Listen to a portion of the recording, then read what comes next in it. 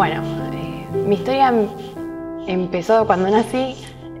Mi familia es una familia que siempre fue a la iglesia y siempre nos podríamos considerar como gente cristiana. Sin embargo, dentro de mi casa pasaban un montón de cosas. Había muchas situaciones de violencia, muchas situaciones de abuso, pero nunca se habló de eso. Nuestra adolescencia fue bastante complicada, especialmente la mía. Me volví bastante rebelde y no quería sujetarme a nada de lo que diga ni mi mamá ni mi papá, y los empecé a confrontar un montón.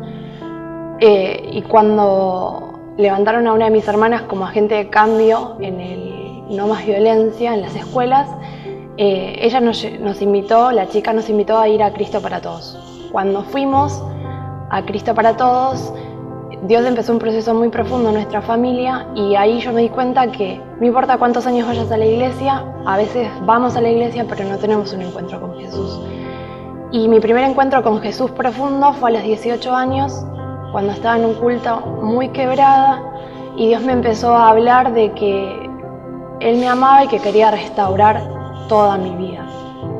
Mi hermana había caído con un intento de suicidio, estaba internada en el hospital y nos habían dicho que se iba a morir.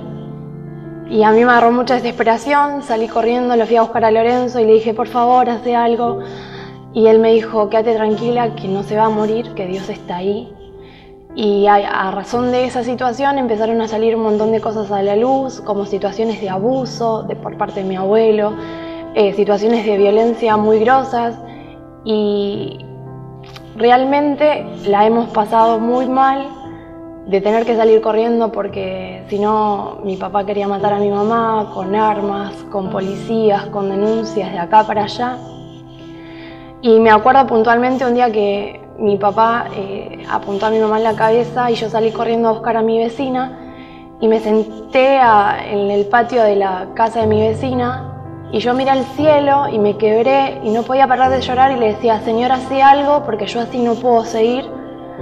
La verdad es que hasta acá llegué. Si vos no haces algo, yo te prometo que así no voy a seguir.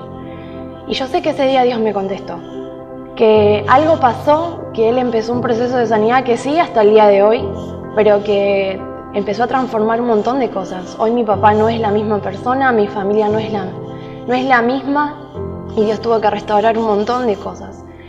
Y yo me acuerdo cuando una vez pasé adelante, porque me encantaba salir corriendo cuando Lorenzo decía, ¿quién quiere vivir la palabra? Y ese momento fue cuando Dios abrió una herida que yo tenía en mi corazón, que estaba muy guardada, y me dijo, el Espíritu Santo me dice, cuando tenía 5 o 6 años.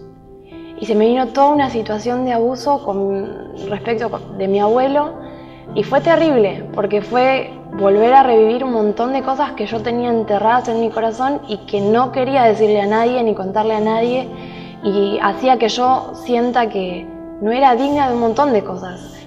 Me sentía culpable, me sentía triste, me sentía que no tenía valor, y Dios ahí empezó un proceso de sanidad tan profundo, y pude ver su amor, que a pesar de cualquier pronóstico, Él es fiel.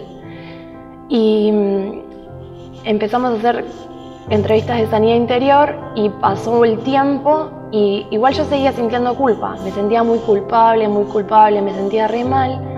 Y en una charla de violencia de la jueza Talierzo, que una vez vino a Drogué, Dios me mostró que no era culpable, no tenía a quien contarle. Y me mostró que mi entorno familiar era un entorno donde había violencia simbólica, física, había violencia psicológica, había un montón de tipos de violencia, y que realmente, a pesar de todas las situaciones que nosotros habíamos vivido, Él había estado presente.